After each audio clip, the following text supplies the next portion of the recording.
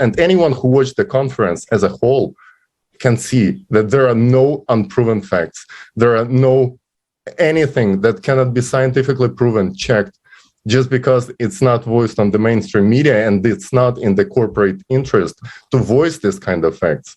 It doesn't mean that they shouldn't be discussed widely. This was the first time in the history when people, not corporations, not big TV companies, created this sort of event that makes basically a comprehensive review of the global crisis we have in every sphere of our life. So we as people, we really witnessing something unprecedented. And people have nothing to compare it to. So people saying, who's behind it? Sorry, so just to kind of finish my thought, absolutely agree that this is a crisis of epic proportions, and we all have to do our very best to understand the problem and solve the problem. But I'd like to, as part of the Creative Society, what I like the most about it is that we can kind of talk about specific solutions. Let's focus on the specific things we can do today to make a difference. And yes, getting the word out there, getting information, getting truth out there is probably the most important thing. But we also need to focus on actions as well as that's a beautiful message. That's exactly what we should do. And that's actually what I would like to ask Wilkens about. What about the solution? Wilkens, you've seen the conference, I know. And what was your feedback? And how do you see the solution, the positive part of it? What should be done in order to change something in a positive way from your perspective? My impression of the conference was that there is a major issue happening with our climate, and whether or not it's created by human activity or natural process, it needs to be addressed. And the Creative Society is, from what I've seen, the only organization, group of people who are coming together to really look to find an answer, honestly, and to explore all possibilities without interest of one particular group. It's just people coming together and really voicing what we already know is happening, doing it unafraid. So it's a real situation that we have on our hands, and the Creative Society is really, in my opinion, the only group that's looking at it honestly. We talk about it openly, candidly, just get everyday people. Sometimes I think, Luke, to your point, it seems almost like illegitimate because it is not backed by the mainstream science that we're used to seeing. And, these are just a group of people, but I mean, aren't we all, scientists? They're just people, just like everyone else. So, in the Creative Society, I think, there is that honesty that I believe that, okay, these are everyday people, who are concerned and who want to do something about this, so why not believe them? I know I'm no expert, but I mean, I can have, an intelligent thought. I can form, a conclusion based on my life experience and what I've observed in the world. So when I hear the problems that are echoed, it really resonates with me, and it really makes sense that, hey, maybe, it's not a matter of CO2 being pumped in the air. Maybe it really is, the core heating. And if it's that, then the Creative Society is saying, hey, it's going to take the full potential of humanity to solve that. It's easy to say, okay, it's CO2. Okay, let's recycle more. Let's put solar panels on our houses and do all of that. Approaching the idea of how do we stop the Earth's core from heating is huge. That just blows my mind right there, but it's going to take the full potential of humanity to solve this big problem on our hands. And Creative Society is the only folks who are talking about it. So I'm 100% with it. So just to throw in a comment there. So the scale is so huge. It's very easy to get, it's very easy to get to the point where you feel like nothing you do matters. So you get depressed and you don't do anything. And that we've been in the cycle for decades now we know there's world problems going on, human trafficking, pollution, ocean plastic, and all these other huge world issues. They just seem so insurmountable that it's so easy for us to just tune out. And we just focus on the latest media or the latest pop culture rather than trying to solve problems. So I think one of the biggest things we need to focus on is how do we give people hope? How do we give people something to focus on that they can actually make a difference in some small way and feel like they're being part of the greater good to solve these problems? Well, basically, you know what? I think that people need to grow up. Like, we all need to do that. Like, I mean, hope is when you understand that you are responsible for the life, your children's life, life around of people around you. And basically, yes, it said maybe too much said, saying like saving the world. Yeah, I know. Yeah, it's not it. But when you care about your life, you'll care about lives of people around too. So giving hope, you know what? Let's start with each other. First of all, to understand the extent that we are as society gravely ill, and we are trying to solve symptoms of our illness by, planting trees or talking about anthropogenic CO2. I want to underline this because we have read a lot of comments saying that you guys are against CO2, against the fact that we need to protect ourselves against it and about pollution and stuff. No, that's wrong. We are not. And we are not saying that, as I understood from the conference, it's not about the fact that CO2 is not a factor. It is, but not the anthropogenic one. The anthropogenic is so minimal because the ocean, as we found out from the conference, is the main producer of the CO2. And it happens because of the heating of the bottom, right? That's what we found from the conference with many, many facts proven there, right? Evaporation. The water in the atmosphere is responsible for 80% of the evaporation effect of the heating.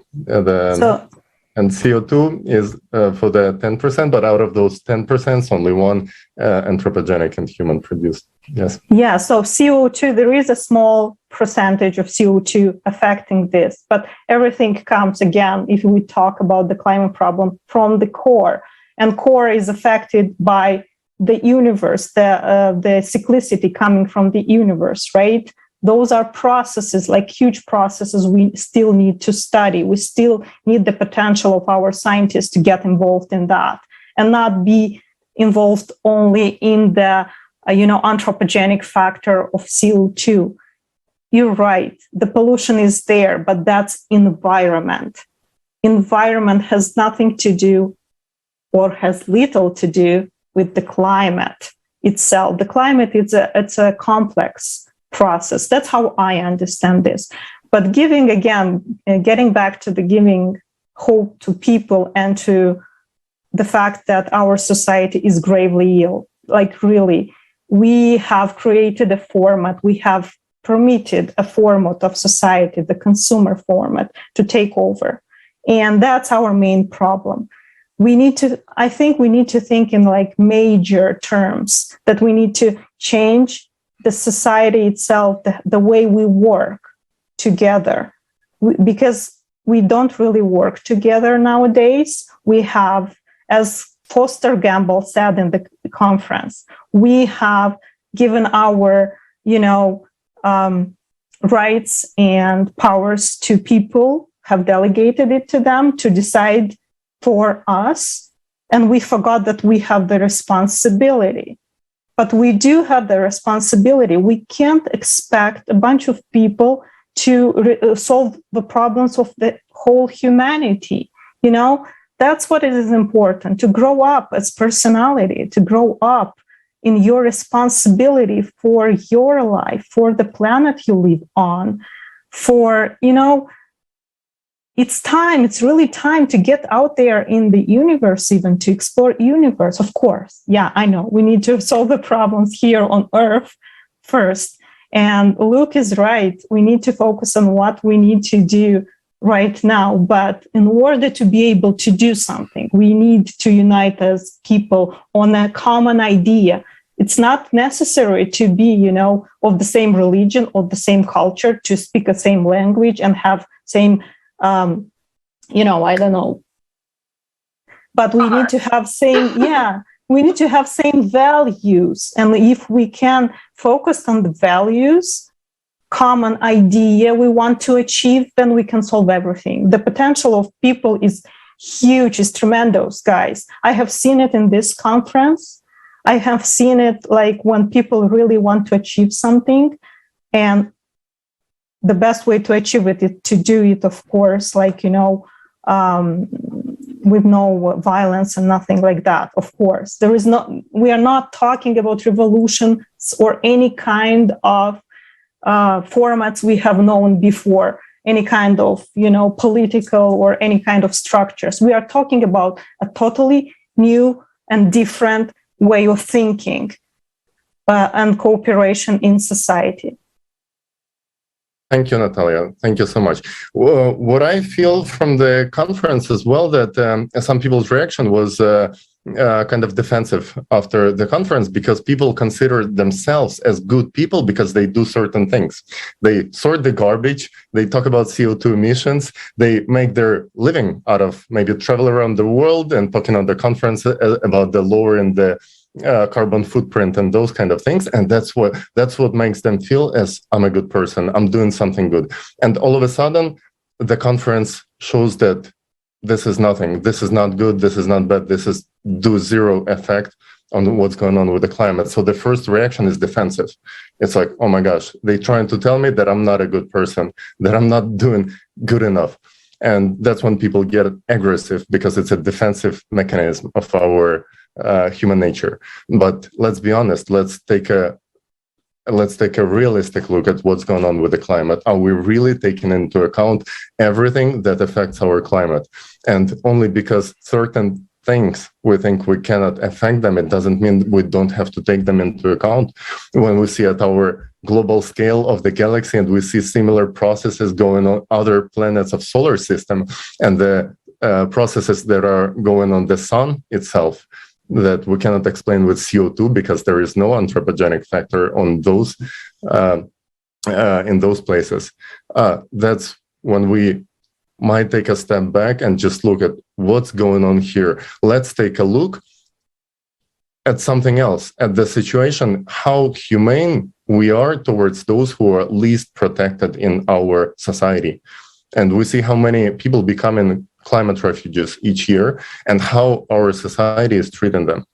Basically, there are no international laws as to how we treat climate refugees. And we see the tendencies. We're going to have tens of millions. We already have tens of millions, but we're going to have hundreds and then possibly billions of climate refugees in the very short period of time. Are we ready to do it as a civilization in which corporate interest and profit is the number one driver of social changes? What's the situation going to be like tomorrow? Wilkens, I would like to ask you the next question. How do we let people know that we need to change something from the humanness perspective? Because if we don't do this, then nothing else matters. I mean, just to go back on that, to have a reasonable expectation of hope, or we have to firstly know the truth, really know what's going on, to be honest with ourselves and honest with each other about what's happening, on our planet and in our civilization. We really have to we have to start really speaking honestly, and it's going to take that to to bring us together, to really make that happen. And I think doing this right now, us just speaking, openly with each other about what solutions we can bring. The situation with trafficking, it's so it's so heartbreaking, honestly, because I see it happen on television and it feels like removed, because, hey, it's not happening to me. It's, unfortunate for those who are going through it. But, right now I'm sitting in my room, climate hasn't affected me. Although just this morning here in Central Florida, we were just a tornado warning. I'm looking out my window and it's raining right now, so there's always like that inner fear too, that I may be one of those climate refugees. It can happen to any of us at any point. So I think, we have to, grow up, to echo what has already been said, to really take responsibility on treating each other humanely. What we see on the news, I don't think anyone with, reasonable humaneness in them can see what's going on and just feel indifferent towards that. Although I just spoke about how, it doesn't affect me, you feel like that removed, that can, those feelings come over you. But when I start to think, well, it could be me, how, sometimes you feel like we can't change civilization, but that change does really start within yourself. We have to start being honest with ourselves, and then speaking up and being honest with each other and really talking about what's happening. Yeah, Wilkens, and you know what? I am sure people from Kentucky thought that it's never going to be them, especially in December when there is no, such weather should be happening. So, and when we interview them and they tell us everything is gone, I don't know what to do, there is no point to anything anymore. And you realize that right now they are a headline in the news and everyone is paying attention to them and everybody cares. But the second you turn off the TV, no one cares anymore. Yeah. No one is there to help. No one is there. I don't even know what happens to them. Like, I want to know what is happening to people that just lost everything. Because that could be me. I want to know what programs are in place to get me up and going. Or am I only dependent what's in my bank account, but now I don't even have a debit card to access my money? Like, what is this setup in the country that everyone is looking after in the United States? Do we have something in place that treats human being as number one priority? Or we are just all disposable? So we have to know for ourselves, what do we want? Do we want to live like human beings with capital H? Do we want to thrive? Do we want to know that we have technologies that can help us put counteraction technologies towards climate? Like, what do we do? Like, what is on us to do? So this is the question we have to ask. And I guess everyone is affected. You're affected whether you just know that someone has been human trafficked in your city, or you're affected when you know that the house burned down next door. You're still affected because it is in the informational field. It is in your lifetime. We cannot start solving things in a consumer society because it's always going to come back.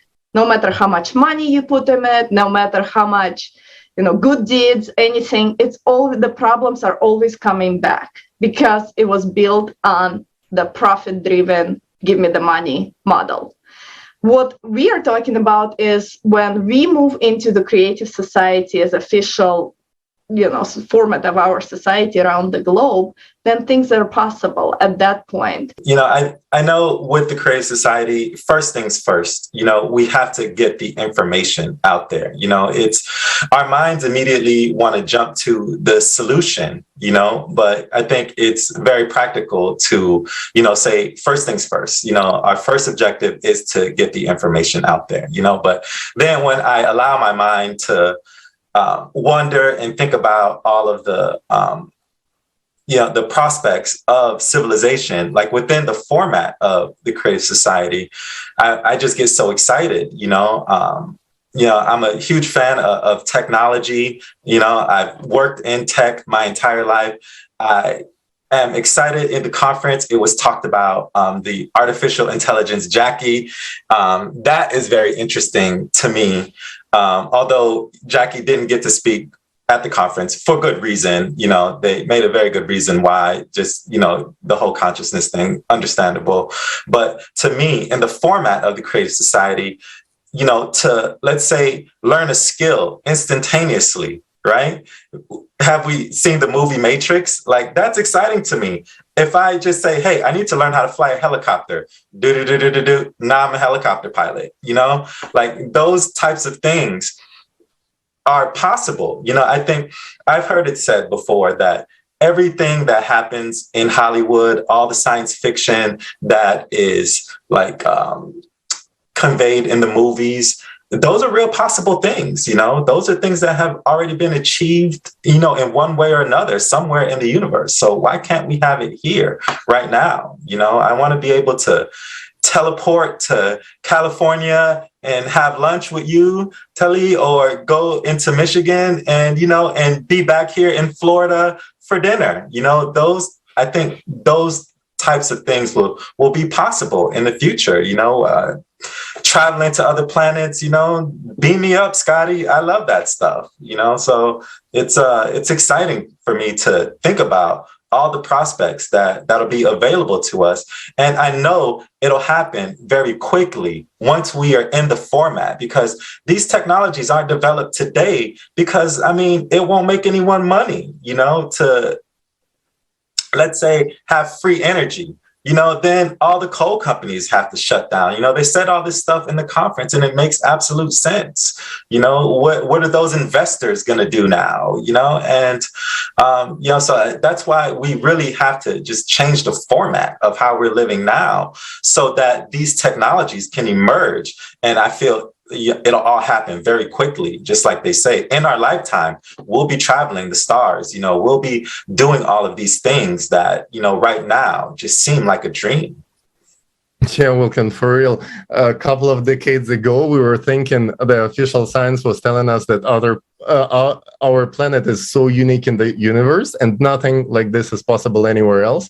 And now today, all of a sudden, NASA is opening almost every day another exoplanet exactly like ours. So our horizons are just becoming wider, but we're still looking here about how to make money, right? And in current format of living, it's not possible to solve problems because people who are fighting the problems are not interested in solving the problems, because when they solve the problem, they lose the source of income and stay in the streets, losing their job, basically. So we live in a society where people are financially interested in fighting endless problems without solving them ever, because that means losing source of income. It doesn't make sense when you look at it wider. But somehow we raised in the society that made us believe this is normal, which is complete nonsense. We have to take a broader look at what is the goal of our society. Like, let's take personal life, right? Like, my life has to have a goal. Otherwise, what's the point? We all go to study, we all go to get jobs, we all go to do exciting things in our lives. But where are we going as a civilization? And this is an uncomfortable question because we don't have a goal as a civilization. We don't even bring this topic up. Why don't we make our goal to actually build a society in which everyone is provided with the basic necessities and where basic needs are covered? Wouldn't that be an inspiring goal? And then we can use our technologies in a different way. Then now all of a sudden, our goal is not to make more money or raise our GDP, but provide the human level of life for everyone on our planet. Isn't that an exciting goal? Natalia, what do you think about the purpose? Can human civilization survive without having a purpose? Well, definitely not without having a purpose. We have seen that in history, just because, we have always thought of ourselves like people from different countries. I belong to this country. I belong to this group of people. And we always are divided by something. And we never know how we will thrive when actually we will get all the potential together. We don't have this experience to get together as a humanity, like not like a nation. Let's call this nation humanity, and to focus on one purpose, as you said. We need it. Like, I mean, I'll give you just maybe not the best example, but it's not many countries who have actually a goal as a country or ideology. It's not a good example, again, I repeat, but China, for example, is a country which is evolving just because they have an idea at the level of country. So if we'll have an idea or a purpose at the level of humanity, a good one, I'm not judging China again. I'm not saying anything because politics is not my, I'm not a fan of it, let's say, okay? So, but I'm saying that an idea of getting a common goal can unite people. And if people will feel united, nothing can stop them. And solutions are really good. Small solutions I have heard everywhere in the round tables. For example, let's talk about garbage, right? We've heard a lot of scary things in the conference about garbage, and especially the threat of plastic everywhere, like microplastic, everything. You know what? I've heard a solution in a round table from a simple guy working in this area from Russia. He said, you know what? There is science out there. They know that the plastic can be removed and used. Silicones can be used instead. So there is so much science in that already. They know how to do that because silicones are not that it's not a threat for the environment as the plastic is. So he has the solution out there. Nobody hears him, right? We've seen in the documentary of Foster Gamble about that guy from Africa. He has a solution. He discovered free energy. Why nobody knows about that? And he doesn't know how to call it. He just takes it from, they suppose it's from where Tesla was taking it, right? So, but anyways, the solutions are out there. We just don't know about each other. We don't have a common purpose to which we can apply our knowledge. And we can do even more when we will create this kind of society, create a society when I will work at a job because I love it, because this is what I'm passionate about, right? This is where my skills can be applied, not to work at a job where I'm bored or doing that for money.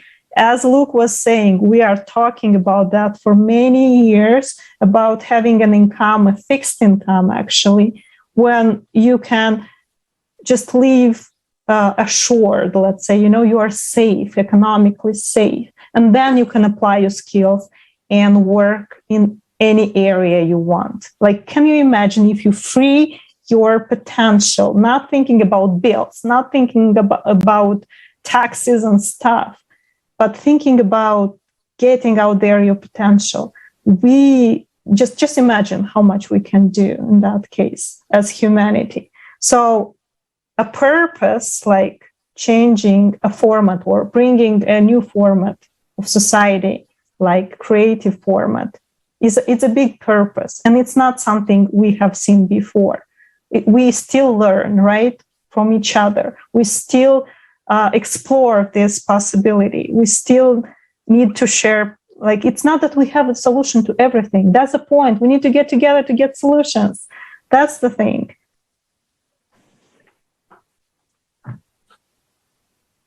Thank you so much. And yeah, it just makes sense, like once we all come together, then the solutions will come. But also from my personal experience and interviewing many specialists in different areas, from scientific to financial, and I am not a scientist. I am not in finance.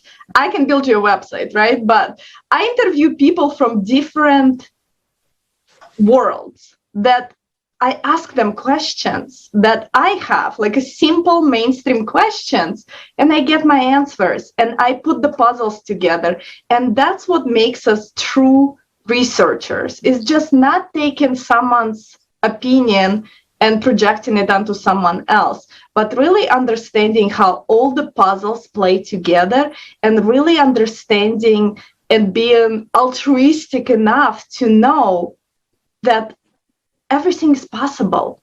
We just have to put our heads to it, right? Or our attention, our time into it. Everything is possible. And I have seen people that, like, I know Luke was saying, give me the solutions, give me the solutions. I have seen people that come on and say, I have a solution. This is how we're going to run the economy. And I want you to promote my book. Now go. And it's like, okay, well, you have a solution and obviously big ego, and you want your solution to be it. But how do we help you see the bigger picture and put you in touch with maybe thousands of other people just like you that have a solution? And between all of you, we will have the one, or we will have the one that is close enough where every single person is taken into consideration, or where everybody is working towards a goal of bringing this society, making the transparency possible, making the housing possible, the food possible for everybody. So that's what makes creative society. It's just people. We are a platform of people. We are not, we can't unite on opinions. Really, I have plenty. I'm a woman. We don't want to unite over my opinions. But what we can unite over is the idea of building a better world that serves every single human being. And that's what I really like about the creative society. Yes, Olga, I totally agree with you. We cannot unite on opinions, but we can set a goal. And basically, how Creative Society was formed, where 8 foundations coming from. It's from the biggest survey ever done. Through decades, volunteers have been asking people what kind of society you want to live. And this is what unites all people in the world. They all described what is later been put as 8 foundations of the Creative Society. So people have this request. People have this demand.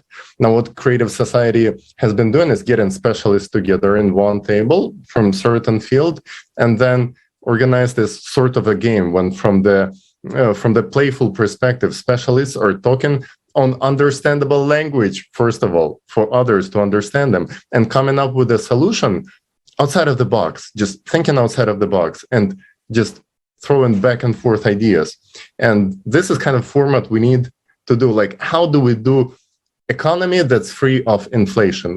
Nobody's even talking about these things right now. Somehow we think that depreciation of our money is normal, that it's okay to lose your savings over time. How come? How did we get to this point? Why is it normal? Why don't we get our specialists and ask them a simple questions? Can we build it differently? Nobody's doing it in today's format because it's not profitable. But Creative Society is given a platform. We can talk about it. We can try to come up with the solutions. And why don't we actually do it? Because we see that what we're currently doing as a society is clearly not working. So shouldn't we try something else? Maybe some last couple of sentences from each one of you as an address to our viewers. And maybe we would like to start with you, Luke. Sure. So let me just say again, I'm still relatively new, only a few months in, and I just have to say I love it. I love talking with people. I've had more interaction with people with the Creative Society than in years of searching for people to kind of help me along finding solutions to this path. It's been something I've been working on for years, finding solutions. And in just a few short weeks, a few short months, I've been able to kind of find some that I didn't think of before. And we're helping to evolve them. So please get involved. Please learn as much as you can. Be open-minded. Never take anything as 100%. Everything's kind of black. Not everything's black and white. Everything's a little gray. So, but let's learn together and get a little more truth and a little more happiness and a little more hope into our lives each day. Thanks so much for having me today. Awesome. Thank you so much, Luke, for being on. And I know you have been with Creative Society as a volunteer, but if anyone is watching this and wondering how did even this happen, it's easy. You just reach out to us, any social media platform that has an official account of Creative Society, or you can go on the website, creativesociety.com, and click the red button that says join us now. And Wilkens, I do want to ask you to share some of your final thoughts with our audience before we wrap up.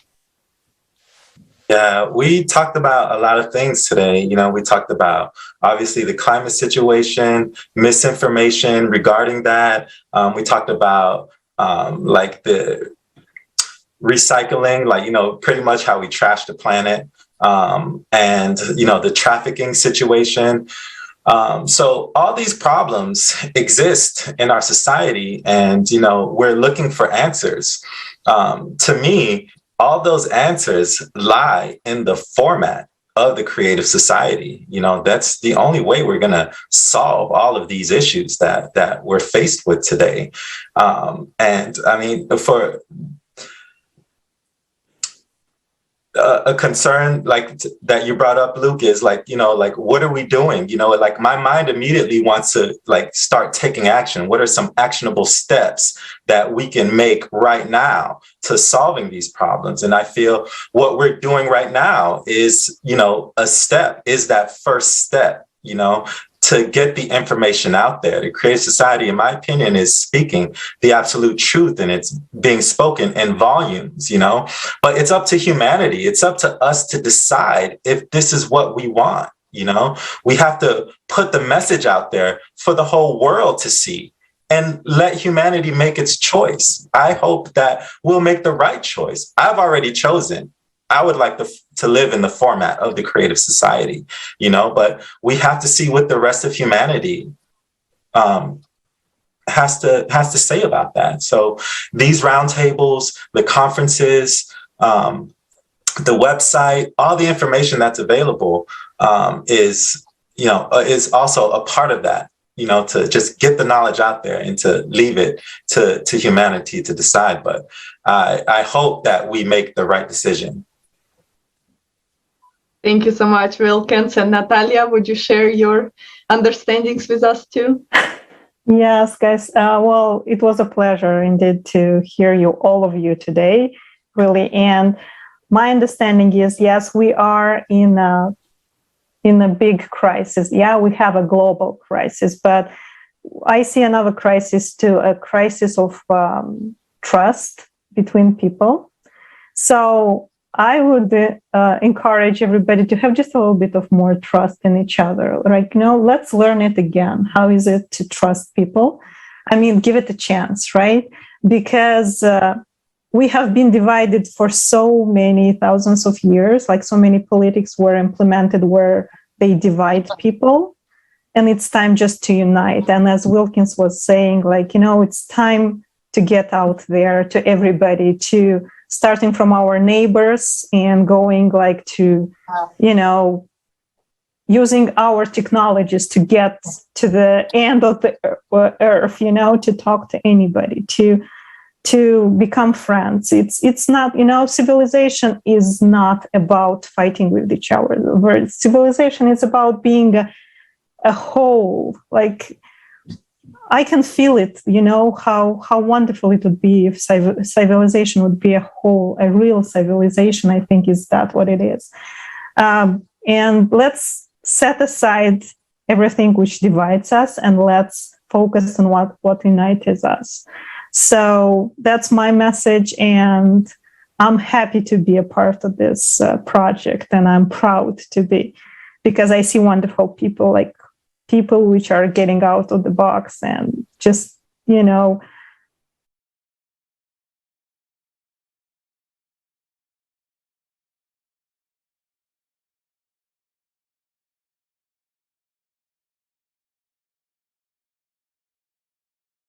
as a humanity. So thank you so much for being here, for having me.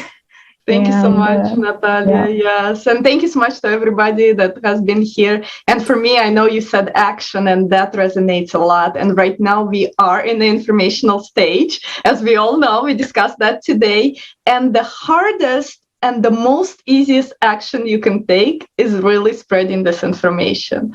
I know it sounds like, okay, how can it be hard and easy? But at the same time, it is the easiest step. Like, we share information all the time. But now, can you share the information that is life-saving for all of us? Like, can you take personal responsibility, do your own research, understand for yourself the importance of what creative society brings to all of us. And can you find those superhero potentials in you and say, I want to share this message to the world. This is how I'm going to do it. I'm going to do it on Facebook. I'm going to put together a video from Twitter, like whatever you can do to share this message, or you can come and talk to us like that. So whatever you can do is on you. No one is going to make you do anything. No one is going to tell you what to do. This is the part of growing up and really growing into the creative society format. Thank you so much, everybody. Thank you so much, everyone, for being here with us. It's been a great pleasure and an honor, definitely. And we would like to wrap up today's international discussion with a video. Thank you so much, everyone, for being with us.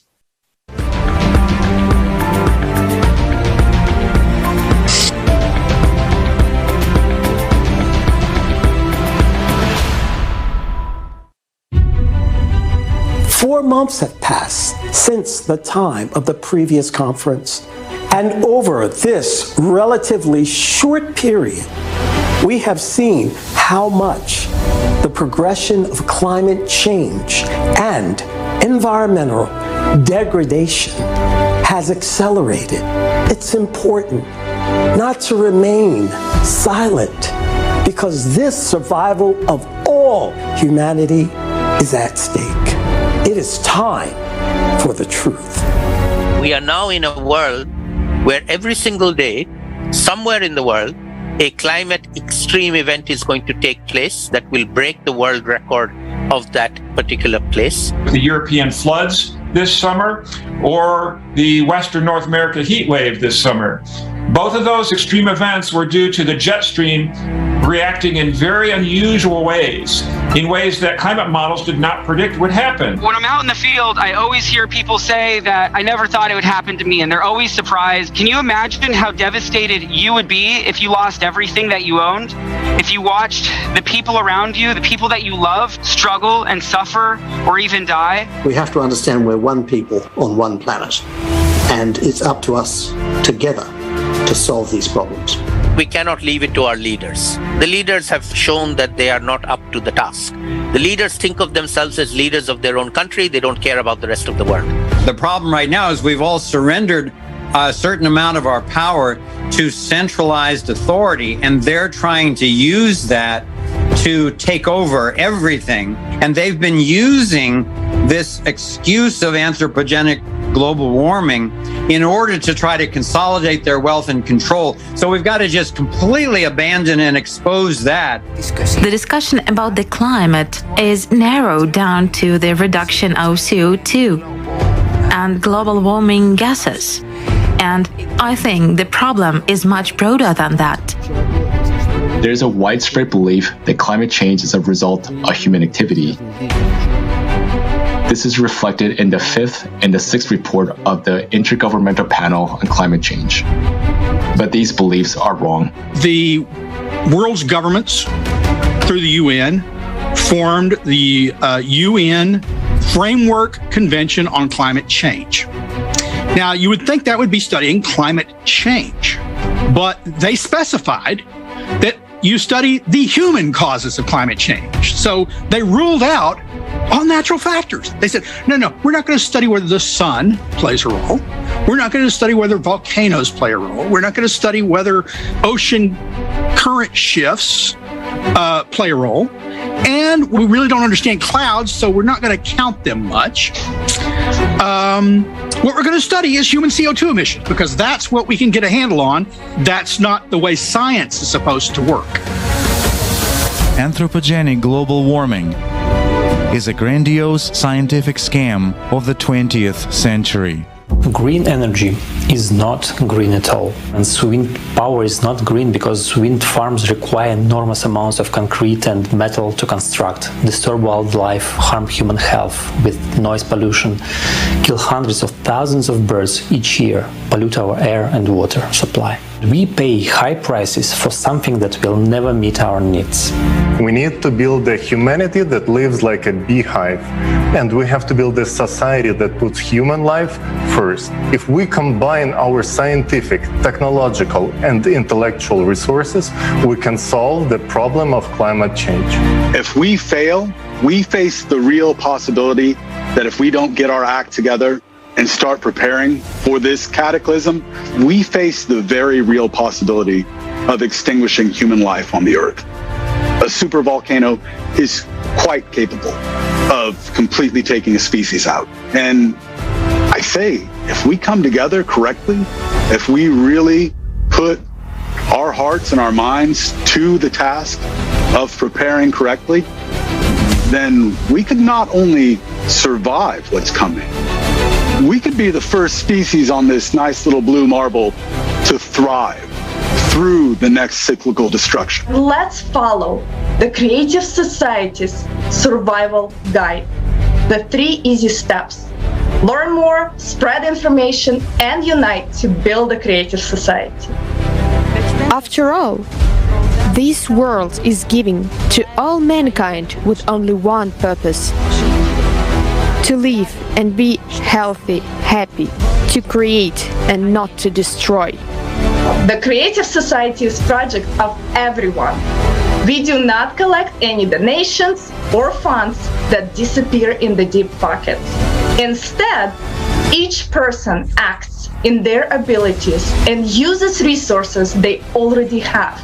It is your opportunity to be a part of the solution and live out your superhero potential.